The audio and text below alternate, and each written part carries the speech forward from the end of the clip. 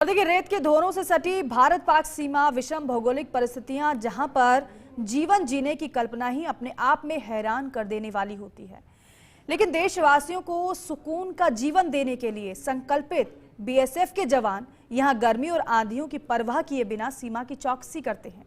अब हम आपको बताएंगे कि जवान किस तरह से सीमा पर पेट्रोलिंग करते हैं और बॉर्डर पर बीएसएफ ने ऐसे देसी जुगाड़ किए हैं जो दुश्मनों की नींद उड़ा देते हैं। देखिए रिपोर्ट। जैसलमेर से लगती पाकिस्तान की सीमा पर गर्मी के साथ साथ आतंकियों और तस्करों के घुसपैठ की भी चुनौती होती है, लेकिन देसी जुगाड़ के चलते दुश्मनों की घुसपैठ नाकाम हो जाती है। हम बात करें कांच की खाली बोतलों के उपयोग से बनाए गए देसी जुगाड़ की, जिसे तारबंदी पर लटकाया जाता है और इनमें पत्थरों के छोटे टुकड़े भरे जाते हैं। घुसपैठ की कोशिश करने पर तारबंदी पर लगाया गया देसी अलार्म सिस्टम से आवाज आती है, जिससे तैनात जवान सतर्क हो जाते हैं। हकीकत यह है कि करीब 32 किलोमीटर लंबे शाहगढ़ बल्स के शिफ्टिंग सैंड ड्यूज क्षेत्र में सरकते धोरों में तारबंदी छिपने की समस्या नई नहीं है, लेकिन इसका तोड़ अभी तक नहीं ढूंढा जा सका। दिल्ली से विशेषज्ञों का एक दल शनिवार को ही इस क्षेत्र का दौरा कर गया है। ये दल इस क्षेत्र में 2 दिन तक ठहरा और वहां के हालातों को समझा। ये विशेषज्ञ इस बात की संभावना तलाश रहे हैं कि क्षेत्र में तारबंदी और फ्लड लाइट्स लगाने को पोल कैसे खड़े किए जाएं। देश के पश्चिमी सीमा पर बसा जैसलमेर और जैसलमेर की निगरानी जो कर रहा है पाकिस्तान से, वो है सीमा सुरक्षा बल, जो 24 घंटे मुस्तैदी के साथ जुटा है।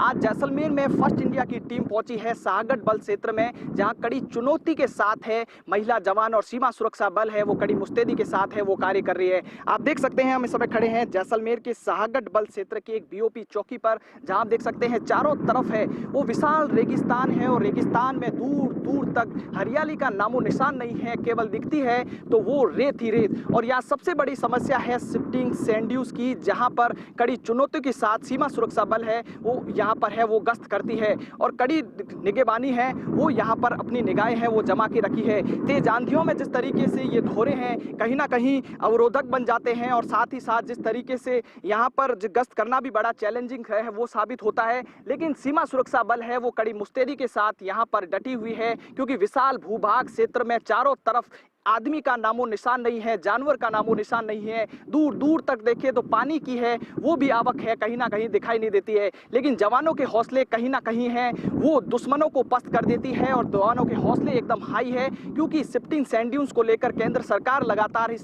सैंड ड्यून्स को लेकर गंभीर है। 2016 में गृह मंत्री राजनाथ सिंह ने जिस समय यहाँ पर आए थे तो इसको लेकर चिंता जाहिर करी थी और उन्होंने जिस तरीके से मैप भी बनाया था ताकि जो सीमाओं को है वो एकदम है वो सील कर दिया जाए। लेकिन कहीं ना कहीं जवानों के हौसले इन शिफ्टिंग सैंड ड्यूज को कहीं ना कहीं तोड़ देती है और जवानों के हौसले एकदम हाई है। और फर्स्ट इंडिया आज भारत पाक अंतर्राष्ट्रीय शाहगढ़ बल क्षेत्र पहुंचा है कि किस तरीके से जो शिफ्टिंग सैंड ड्यूज की जो समस्या है जो केंद्र सरकार के लिए भारत के लिए चुनौती है, लेकिन सीमा सुरक्षा बल उस चुनौती को कसकर सामना कर रही है। और बीते 25 से 30 सालों तक कहा जा रहा है कि यहाँ से किसी भी तरह से घुसपैठ नहीं हुई है और किसी भी तरह से अवांछित गतिविधियां भी नहीं हुई है।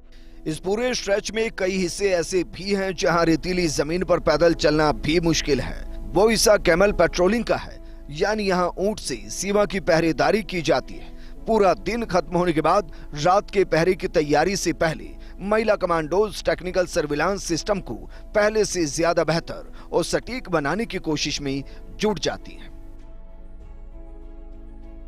सीमा पर 24 घंटे पैनी नजर बनी रहे, इसके लिए डेवलप किए गए एडवांस सिस्टम को चलाने का जिम्मा भी एक महिला कमांडोज पर है।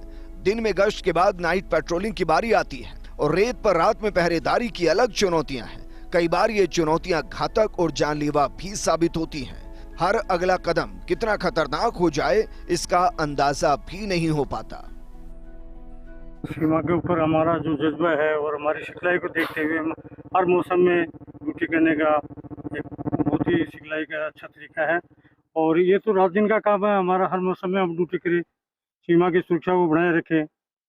और इस गर्मी तापमान में जो है किसी भी तापमान को सहने की हमारे को शक्ति दी गई है। फिर दूसरा समय समय पर बदली होती है।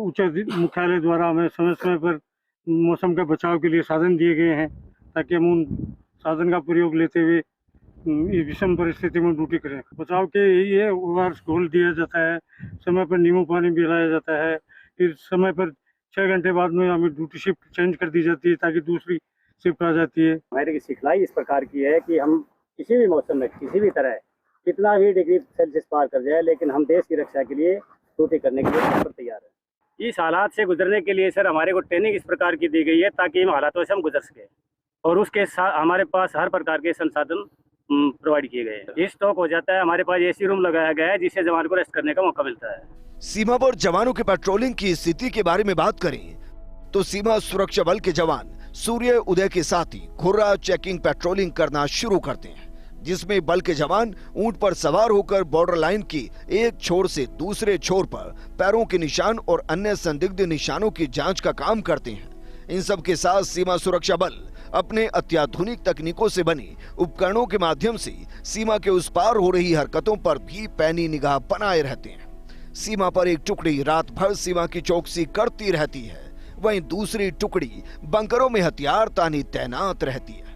तस्करी, घुसपैठ और सामरिक महत्व के केंद्रों की जासूसी की घटनाएं सुरक्षा में सुराग साबित कर चुकी हैं। सरहद पर तैनात जवान को ड्यूटी के दौरान जरीकेन में 5 लीटर पानी मिलता है।